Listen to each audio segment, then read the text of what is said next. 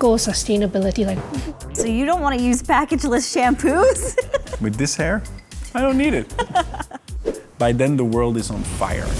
I thought this was how everybody lived.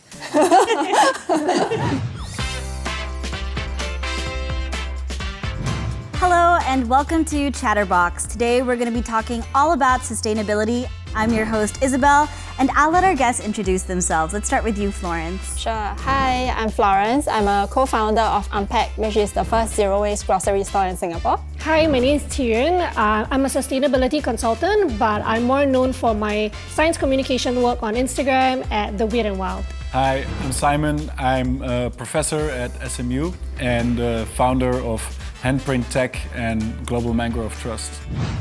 We're now going to start with a really short game called This or That. In front of you, you have a paddle with two sides, green and pink. I'm going to tell you two things. I'll count down from 3, 2, 1, and you're going to raise up which side you prefer.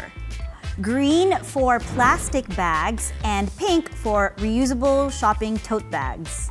3, 2, 1. That was a no-brainer. I don't know. I don't know what I expected. It's actually not so much of a no-brainer. I also voted pink. But if you look at the life cycle analysis of how often you have to use a tote bag before it's less polluting than using plastic bags, it's a lot. You have to use it like hundreds of times. I agree. Yeah. Same.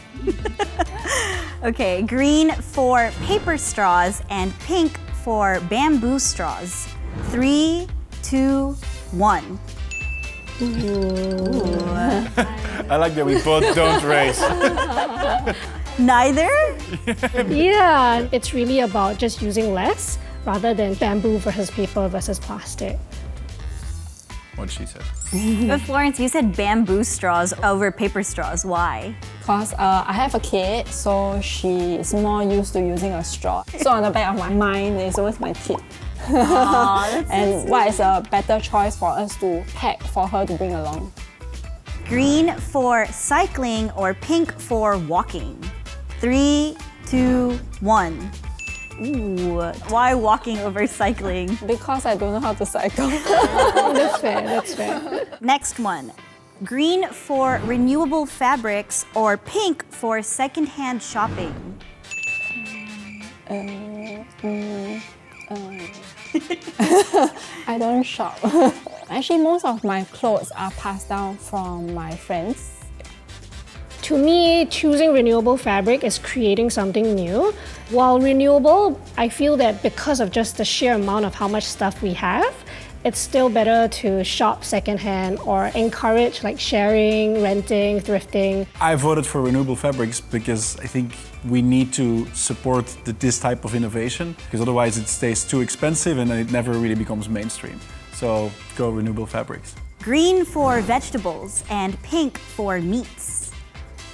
3, 2, 1. All veggies. Sorry, I sound disappointed. Meat is terrible for the planet. Yeah. And I love meat and I'm very guilty of it, but the entire production process, the greenhouse gas emissions, and also how much land we use. So what do you guys think about plant-based meats? I think it's cool, but I'm also very skeptical about those things because you'll never be able to fully replicate the meat-eating experience or everything that comes with it, but it's exciting. Another food-based question for you guys. Green for eating plant-based or pink for eating local? 3, 2, 1. I think it's very important to support local because it also helps to reduce carbon footprint. But of course, when we are supporting local, we can also choose plant-based options. It's really important that we do this for food security. And if you vote local, then maybe you can also still have a little bit of meat. Okay, we're down to our last two choices here. Green to use packageless shampoo or pink to never use a hairdryer ever again and only air dry your hair for life. Tough choice. 3, 2, 1. Oh, so you don't want to use packageless shampoos? With this hair, I don't need it. Mine takes like 4 hours to air dry my Me hair. too. Green to reuse or pink to reduce. 3, 2, 1. Ooh. Why would you prefer to reuse? It's kind of hard to refuse for example, the packaging or certain items because it's a necessity. Like for example, mask is a necessity now. Definitely there are things that are inevitable, but I also think that we overconsume as the status quo anyways, so trying to get that down to something more manageable would have been the first thing that came to mind. So let's hear and learn more about what Singaporeans think about sustainability. So what does sustainability mean to you? For me, sustainability has two key dimensions. One is reduce, reuse, recycle. I think the second part is to focus on regeneration. So how do we create a positive impact in the world? In Southeast Asia, the need for regeneration is incredibly high. People living in communities that have been deforested or that live off tourism, but the corals have died. I mean, all of those things, if we can restore those ecosystems, that can create massive benefits as well. It's hard to think about sustainability without first reconciling with the fact that we are no longer as connected to nature. And to me, finding that connection back to this complex world, how do we sustain or keep this interconnectedness going in a very healthy way? That's what sustainability is starting to mean to me. It is how we manage to meet our needs and consume in moderation, and how we can leave enough resources for the subsequent generation. Yeah, so it's very, very simple to me. In your opinion, what are the current sentiments among Singaporeans around sustainability? There's actually quite a lot of awareness, especially when there's a lot of outreach going on and with the government advocating about the green plan. Most of the time when we are out for talks or when we interact with general public, the consensus reply is, oh, I'm very busy, it's very inconvenient, it's a very expensive lifestyle. So we share with them the most basic is always ask yourself what is a need and what is a want. And by just consuming what we need is the first step. It doesn't cost anything, so it means that everyone can start. I think it's changing in Singapore, and I think the trend is in the right direction. I don't think it's moving fast enough, but you can't really force a large body of people unless if you impose more stringent regulation. The government decides no more plastic bottles. It's gonna be a shock to everyone, but if you still want to export to Singapore, you're gonna adapt. If we wait for the average person in the street to make always the right choice, by then the world is on fire. We just don't have the time. And so we need to have people that are in charge, both at the corporate, the non-governmental and the government, to lead the change. What do you think is contributing to that overall awareness about sustainability, like campaigns or? I remember at the start of 2020, there was the Australian wildfires. Mid-year, there was the Amazon fires, if I'm not wrong. Now we have heat waves all over the world. Finally, there is that opportunity to come out and say, the fact is the climate crisis is right here. The impacts, we already see it, and social media has been a huge driver of that. We've noticed a very strong acceleration of sustainability awareness since the beginning of COVID. The realization that we are physically interconnected as a human species, that realization was quite new. And I think this really contributes to a lot of recent increasing awareness and action. Why do you think some people are more motivated to live a sustainable lifestyle and some aren't? It really depends. Like for me, it's practical, it's cost savings. And I didn't knew that I was leading such a lifestyle. My parents just taught me that I have to bring my own handkerchief to school every day because my parents brought their own handkerchief. And I thought this was how everybody lived. And I believe there's a health perspective. Why don't we think about the coffee cup that is lined with plastics? And how many coffees do we drink a day? It's good that we have reusable cups. It can save your money from the takeaway cups that you have to pay. It's better for our health. I've heard of friends who get into learning about a zero-waste lifestyle or things like that because they go to a beach cleanup and they see the sheer amount of plastic. This is a society, or this is a kind of lifestyle that I no longer want to be part of. So I think there are just too many reasons, but hopefully someone can find that one reason to say, okay, this is not working, I want to do better. I think actually the main reason why so many people are not taking any action is not because they don't care or something, because by constantly focusing on the negative aspects, like, oh, if you buy this product, that's the carbon footprint. That kind of narrative of guilt and it's your responsibility as a consumer doesn't work. If you want to get people motivated in terms of long sustained action, you need to give them something to believe in, something that's hopeful. So we need to shift that narrative. Do you know someone who used to not really, I wouldn't say not care about sustainability, but not think about it so much, and has now become a champion of sustainability? I remember an incident where we went overseas. I think that shopping mall that we went to had a no plastic bag weekend and we didn't know about it. You can't even buy another bag. And from then on, we had to lug all our groceries. And then, we came back the next week and my family was like all prepared, 7 reusable bags, everything on the ready. And I'm like, I didn't even know we have these things. People will adapt. Things need to change in order for people to change. You need to make good the default. All right, the paddles are back, and we're on to our next game called Fact or Cap. I'm gonna read out a couple of statements to you guys. If you think it's true or fact, you will show the green side to the cameras. If you think it is false, or as the Gen Zers say, cap, you will show the pink side to the camera. Is that what they say? Gosh, I'm so out of tune. Welcome to the 2020s. Washing laundry in cold water saves energy. Fact or cap? 1 cap, 2 facts. This is actually a fact. 90% of the energy used by washing machines is used to heat the water. Was flip the it wrong back. color? Don't worry, you have a couple more chances. All right, next one. If you want to save water, you should wash dishes by hand instead of using a dishwasher. The answer is cap. Everyone got that one right. When you wash dishes by hand, you use up to 4 gallons of water every 2 minutes, whereas a dishwasher only uses around less than 4 gallons every cycle. I persuaded my parents that we should invest in a dishwasher because it's a reason for me to not do my dishes. We actually pipe the water out into a pail, and once it flushes out, we use it to flush the toilet. Oh, that's amazing. That's pretty good. So we reuse the water. Yep. Next one. The fashion industry in 2018 produced 4% of the world's greenhouse gas emissions. Fact or cap? 1 cap. Cap? This is actually a fact. The fashion sector in 2018 specifically was responsible for approximately 2.1 billion metric tons of greenhouse gas emissions, which made up the global 4%. There have been sustainable fashion advocates that say that the methodology behind calculating that has been slightly erroneous. But on another spectrum, people say that it's a very good communication tool because the very fact is the fashion industry is very pollutive.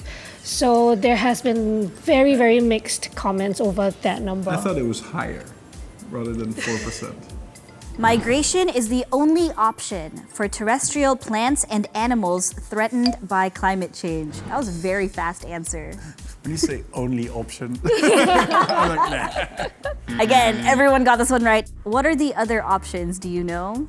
Move humans out of the threatened areas and rewild them so that they don't have to migrate. Everyone here is on a winning streak so far. Let's see if we can keep this up. The World Health Organization attributes 150,000 deaths per year to climate change. It is a fact.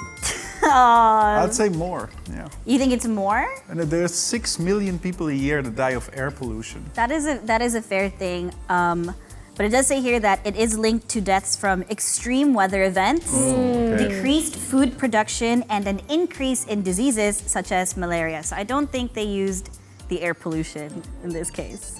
The Arctic is warming twice as fast as the rest of the world. I think so. I'm gonna go for true. It is true. Very good. Okay, last one. The 7 warmest years of the ocean have all been the last 7 years. Ooh, you two got it wrong. It's actually true. This is a fact. According to the National Oceanic and Atmospheric Administration, the 7 highest ocean heat content levels all occurred between 2015 and 2021. Ooh, I was hoping that was false. Yeah. All right, I hope you all had fun with that little game. We're now moving on to discussing actions that can be done to become more sustainable. So, can you explain individual actions and collective actions to our audience and state a couple examples of what makes them different?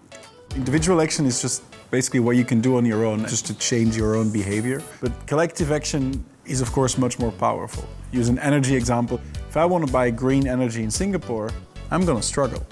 Because right now we don't have a lot of green energy. But if I can get 15,000 people to say, hey, we really want this, then maybe we can convince a company to make the investment and say, we're going to sign a contract. I like to think about it as, when we think about individual action, it needs to be connected to things like collective action and even systemic action.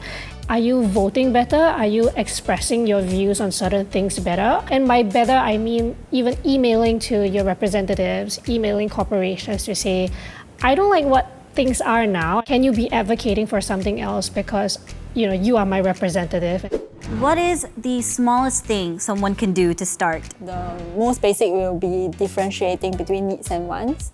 That itself can actually curb the excessive consumption that we are facing right now.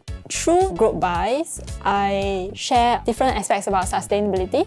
So not everybody is aware about the bigger topics like deforestation, plant-based, etc. They can only look at what is just right in front of them. So when they are able to see cost savings, from there we say try and relook your lifestyle, see what is the easiest thing that you can replace or reduce consumption and change from there. When I was young and my parents taught me how to brush my teeth, you put the toothpaste on the toothbrush, then you make it wet under the tap, and then you put it in your mouth. And I realized quite recently, why am I making this wet? There's just no point. Like, it's already going in my mouth. It's wet in there. The smallest thing, like, you don't need... Are you guys doing that? Like, Yeah, why? I don't know. Exactly, right? So that's the smallest thing you can do. Don't do that anymore. I really like what both of you are saying, because in some sense, it's about relearning a lot of norms that you're very used to. So now that we're talking about corporations, right? What can corporations do besides making everything biodegradable? What else can they do to be more sustainable? It'll be great if businesses can start to embark on like circular economy kind of model. Like for example, one of our local suppliers, they supply us detergents in jerry cans, which they will take back and refill. And because we are getting from locals, there's also minimal carbon footprint that's incurred. From a communications point of view, because I do a lot of science communications on social media, my biggest pet peeve is when companies or corporations don't use terms correctly, because that results in consumers having to be very confused over what is organic, compostable versus biodegradable. When you say something is biodegradable, under what condition is it biodegradable? Educate your consumers rather than just throw out that word and hope that it catches on. There's this word that always pops up, greenwashing. Can you explain to us what greenwashing is and how can you tell if a company is greenwashing?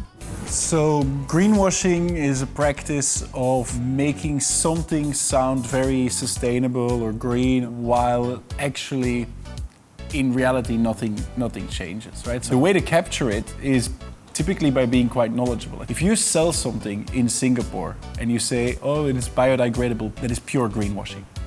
Even if it's true, it doesn't matter that it's biodegradable because it's not being biodegraded. It's gonna end up being burned somewhere because most of the waste gets burned. So you can make true claims that are still greenwashing. There have been so many lawsuits now happening over greenwashing claims or certain terms that are being used. And I've seen terms like eco-sustainability, like what does that even mean? Eco-natural, organic. Eco-sustainability or like consciously green, these kinds of terms that get thrown out in marketing speak. And to me, that's not helpful, especially when we don't have the kind of resources to splash bus ads to re-educate. We can only rely on things like social media.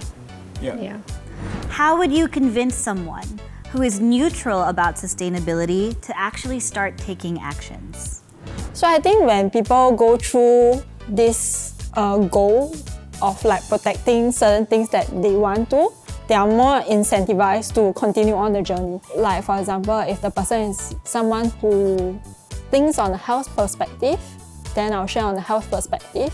Hopefully with the pleasant experience, it incentivizes them to change, because to be able to embark is a hurdle and to continue on is quite challenging. No, I think I strongly agree with Florence. The idea for, if you want to convert someone from being neutral to taking action, you gotta play the man, not the argument. So that people feel when they make that change that actually this has a direct benefit for me, because that's what most people still care about. Yeah, I mean, even when running the Weird and Wild, something that I've noticed is by telling people to do things, it doesn't work. I'm hoping that, with social media, when I show people like these are things you can do, that experiential awareness or learning would be more helpful. And it can be as simple as, why don't you go to Unpack and try it out for yourself? Everyone here knows so much about sustainability. I want to find out just how much you guys know when we move on to our next game, trivia. Woohoo! Oh my Should have god. some jingle now. Let's start off with something maybe a little easy, hopefully. By what year will Singapore's landfill Pulau Semakau reach full capacity? I have an answer, but also a contingency. I've just put a number. Is everybody ready? 3, 2, 1. Tian has the correct answer. It is 2035, actually. Very good. The source is NEA, by the way. Recently, I was at an event for Food Panda when they launched their green label. And the minister, she said that they're working on an innovation to use some of the ashes from the waste in construction and as well in island building, so that potentially at some point we will be able to mine that waste, extract all the excess waste and actually use it, so that it will never get full. Right, ready for the next question? Which country has the highest recycling rate in the world? Gonna give everyone just a few moments to think about that. Ready? 3, 2, 1. Ooh, not a single right answer to be found. It's actually Germany, with a recycling rate of 67.1%. What materials can be recycled infinitely? Florence, you ready? I cannot remember. You ready? 3, 2, 1. I'll give 1 point to Florence and Tian because the answers are glass and metal. Aluminum is technically metal.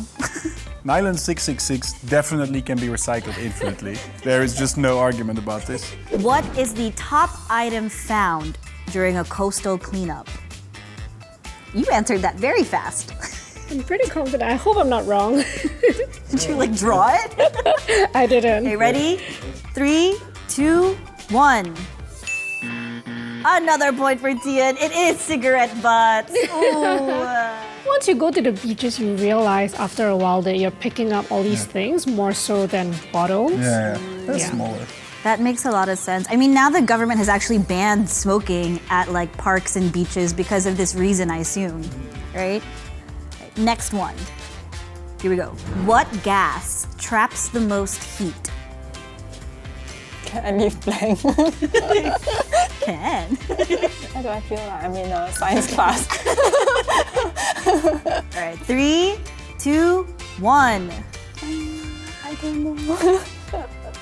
Okay, I'll give Simon his point for methane in brackets right there, and 1 point for Tian again. But again, CFCs capture much more heat than methane. I thought that, but Yeah, it's not really a natural occurring gas. that was not the question. What gas? CFCs, 126 times more potent than carbon. What year was the first recorded use of the term global warming? I'll give you a hint. It starts with 1. 1. 1, and then the rest is, I'm not gonna say the It's rest. just 1. Okay, ready? 3, 2, 1. Oof, the closest one goes to Tian. It's 1989. Right, next question. Everybody ready with their whiteboards? What is the first global agreement to reduce greenhouse gases? I will give you a hint. It is the name of a place. Hey, Florence, you want to take a wild guess?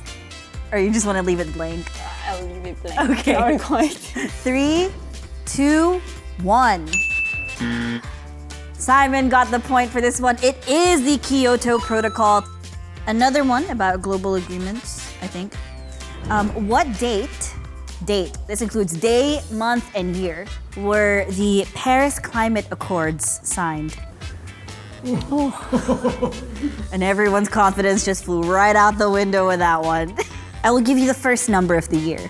It's a 2.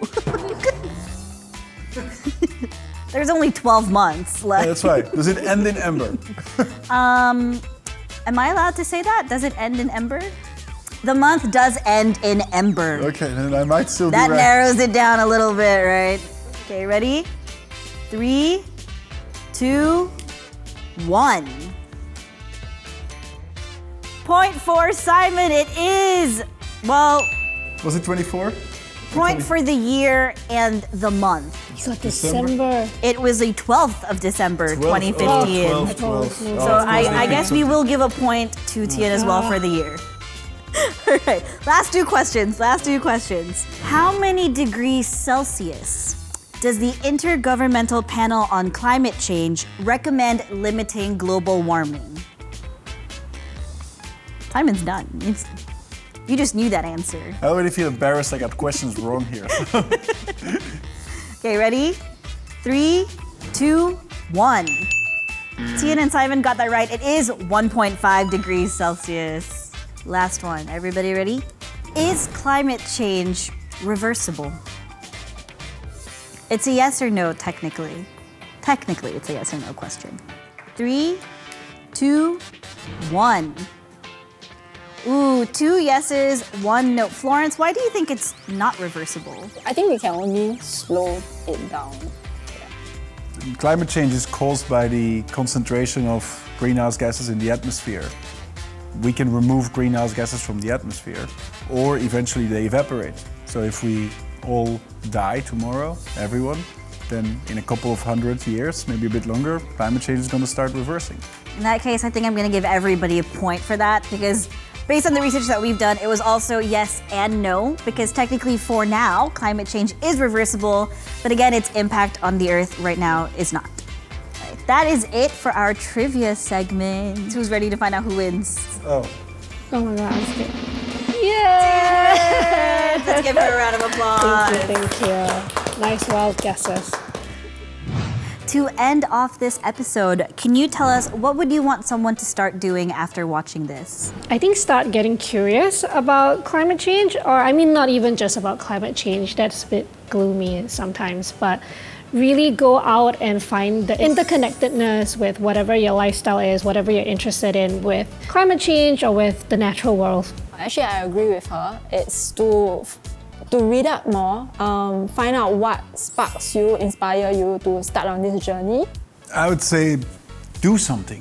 Maybe you just go and say, okay, as from now on, I make a commitment to do one good thing for the planet, for the world, every month. And it's an action that can actually have a very positive impact. So, Speaking of positive impact, what are some words of encouragement you have for people who are trying to lead a more sustainable lifestyle? Let's start with you, Tian. The thing that I always tell people around me is that you expect to fail.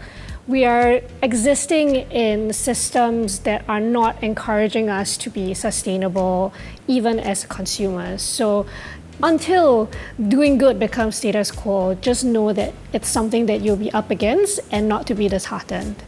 if you feel disempowered and if you feel hopeless, then there are lots of people, communities that are there to help you find some kind of purpose and find hope, and we can still beat this. But we need to really treat it with the same urgency as we treated COVID. I think don't give up. It's tough, but don't give up. We've come to the end of this episode of Chatterbox. Thank you once again to all of our guests, Simon, Tian, and Florence. I'm your host, Isabel, signing off. Catch you in the next episode.